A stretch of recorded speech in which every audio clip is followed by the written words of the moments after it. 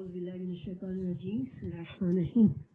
So this is our lesson number 13th. Now we are reading about the qualities of a muttaqi. Muttaqi is a person who is pious and who has the fear of Allah in his heart. So now we read about first quality was yu'minuna alladina yu'minuna bil ghaib, those who believe in al ghaib. And I explained you al ghaib is the things that we cannot feel or see by our senses, but Allah subhanahu wa ta'ala has described them. Those are the articles or things that we are supposed to believe, and these are the things that Allah says that they are there, they are existing. And Prophet Muhammad has said it in his authentic hadith too. And I gave you some examples. The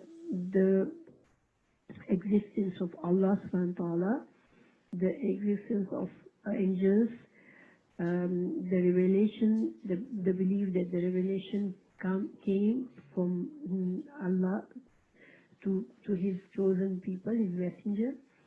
And we also believe there's a hereafter, that we will be resurrected once we are dead in this world, and there will be another life. We would be facing the trial of whatever deed we did in this world, and we will be judged according to our deeds. And also there's a heaven and there's a hell. The heaven is a place that Allah's pious people, that the people Allah would be pleased in the end, would be placed to live there, and they would have a life of ever, of pleasure and happiness in that life, and we would be resurrected with the body and soul. It's not the soul that would be floating around, but we will have our bodies, we will have desires like we have in this world. We would feel like we would enjoy good things, and eat good food and good lifestyle and all the things that they please us here. In this world, many things we like it, but we never, in all our life, we never get to achieve those things. But hereafter, all our desires would be fulfilled if we, inshallah, be placed in Jannah. And the hellfire is a place of people. This is the home of those who displeased Allah, or who they disobeyed Allah in this world and did the things that earned Allah's anger.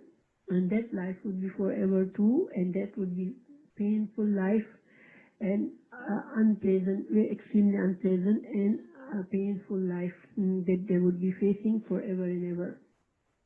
So these are few things of al-ghaib.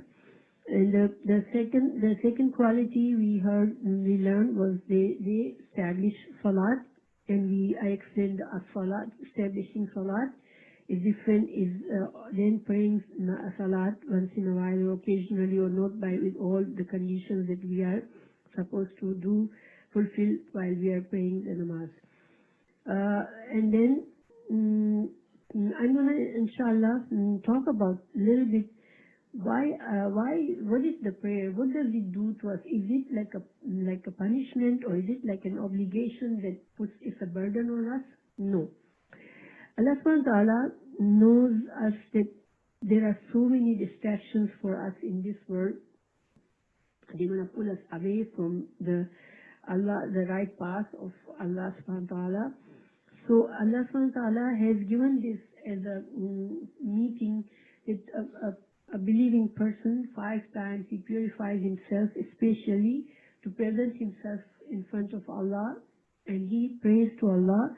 So this is kind of a reminder, and it purifies us from all the little sins or wrongdoings we did before, in between two namaz.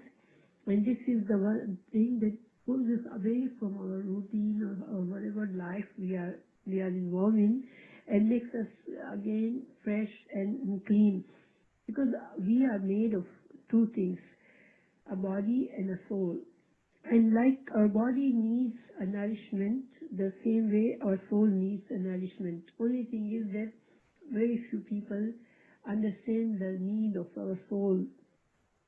They feel that if we fulfill all our desires in this world, our soul would be happy. But no, our souls are designed to be happy and at peace when we are connected to Allah. So this is the food of Allah. The remembrance of Allah provides the peace to our souls. Allah told us in Quran, Allah Bizikrillahi tatmain qulub. So with the remembrance of Allah, our hearts find the peace. So inshallah, I will talk about this more as in our next lessons. But here, so the salat is actually a blessing for Allah. A believer is happy to pray salat because it gives him, it refreshes his soul, and it makes him the feeling of comfort that he is close to Allah, and it distracts him from the pull of this world that keeps us so busy that we forget many times. We get so occupied in this world that many times we even forget our own selves, our own needs of our body and our soul. We are so busy in trying to achieve some kind of goals that we have set for ourselves. So namaz is a blessing from Allah that reminds us the reality and brings us back to reality.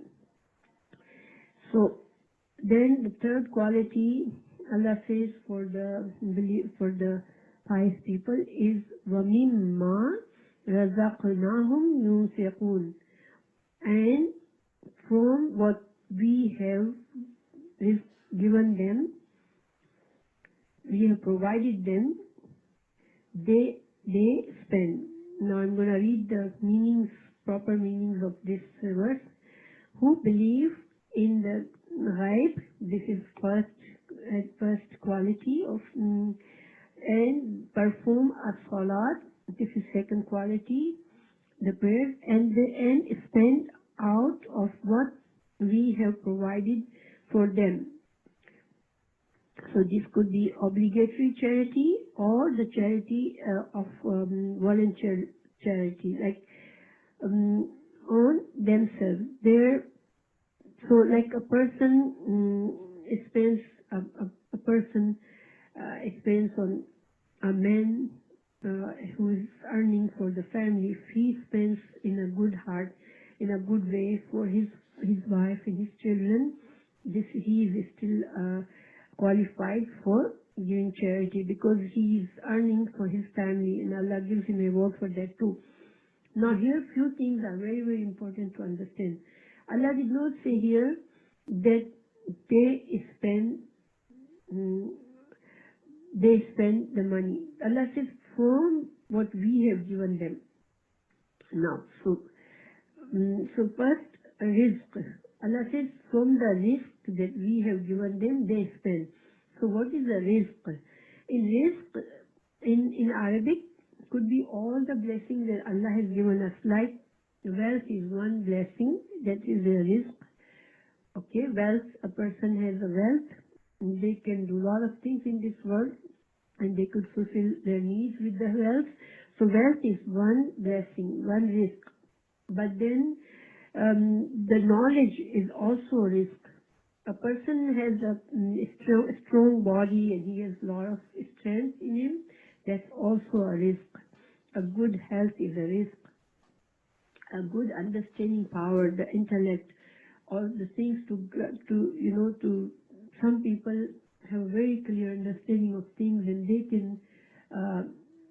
can do so many good things with their understanding of things, and they could achieve their goals. So it's a good mind, a good intellect. These are all the rizq, these are all the blessings from Allah, because we did not, when a child is born, he did not pay anybody to have a good mind, a strong mind, or good body.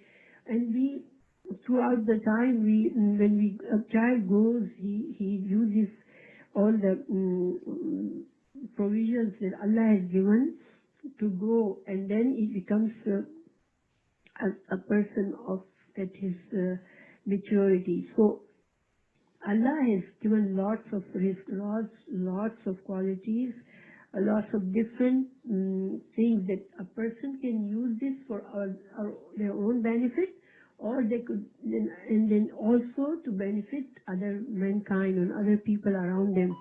So if a person has wealth, they could use this wealth for themselves, but they could use some portion of their wealth as a charity.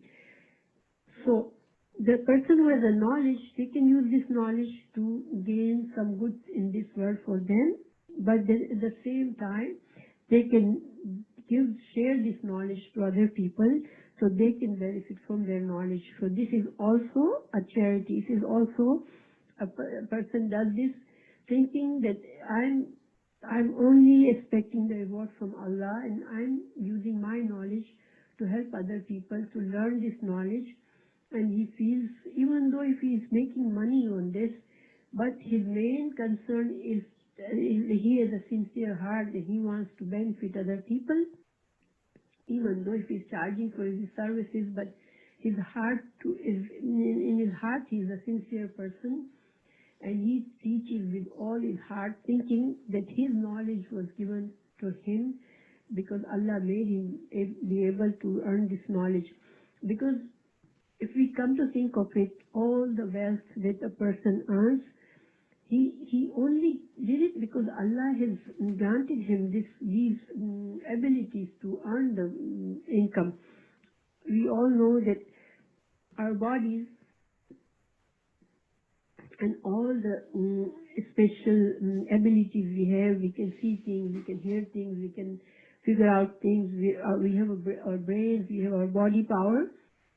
Everything is working for us and functioning is because Allah has made it possible. If Allah desires to take away any of the abilities that He has given to human beings, it doesn't take much for Allah to do this. In a split of second, a person could lose all what he has given.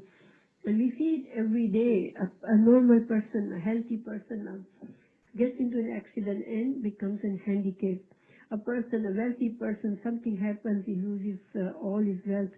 Some disaster happens and people lose their houses, their families, their people around them. Everything just dies. So a person that always believes in Allah is always thankful for what he has, and he never thinks that I have all these because I have such good qualities, that I have this ability to do this, so I have it. He should never feel proud of what he has. In fact, the more Allah gives you, the more a pious person more feels humble in his heart, and more gratitude he feels in his heart for Allah subhanahu wa ta'ala to give him all this provision. And we should always try to spend some of it. Allah says, mimma. Allah does not say all the risk that I give you to spend for others. No. Allah only says a portion of it. Just whatever we can afford, whatever we can spare, we should keep in mind that all the blessings that we have, because Allah has been good to us, Allah has given this. And these blessings are in a way tests to us, that Allah is testing us by these blessings. That since He has given these to us, are we thinking of those who are less fortunate than us, and we are sharing these to them? Because see, look around. Allah did not give everybody the same risk. Allah did not give everybody the same abilities to do things.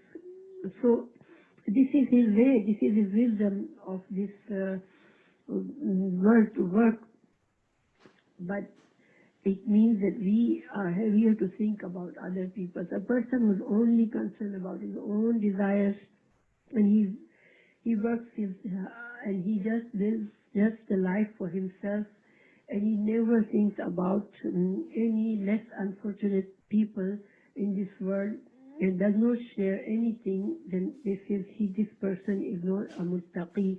this person does not have the fear of Allah in his heart. He does not realize that Allah is the one who has given him all these things. So we have to constantly think about this. And Allah has told us many, many times in Quran that whatever charity we do, Allah saves it for us for hereafter. What it means, it's like Allah takes our good deeds and He saves it, the reward of this for us in hereafter. And in this world, Allah says, when you give charity, it doesn't reduce what I give you. In fact, when you give charity for Allah, Allah actually gives barakah in what you have. And what is Allah's barakah?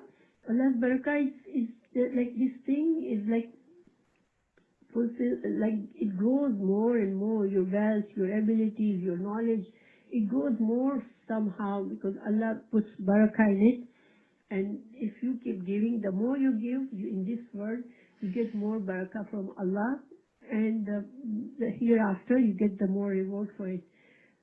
So let's say $1, if somebody gives, but how pure intention it is and how much he desires to please Allah and in what condition, what circumstances he is giving this charity, Allah gives the reward from 1 to 10 times or many, many times, 700 times or more. This all depends on the purity of our heart. It all depends on under what conditions we are giving this charity and how much this charity was needed and we are giving it in a needy cause. So Allah takes in account all these things and He grows our charities. So doesn't matter if we have more or less. Every human being should be, every Muslim that believes in Allah and hereafter should give some charity in his life all the time. So, inshallah, there's much more could be said, but we will end our lesson here.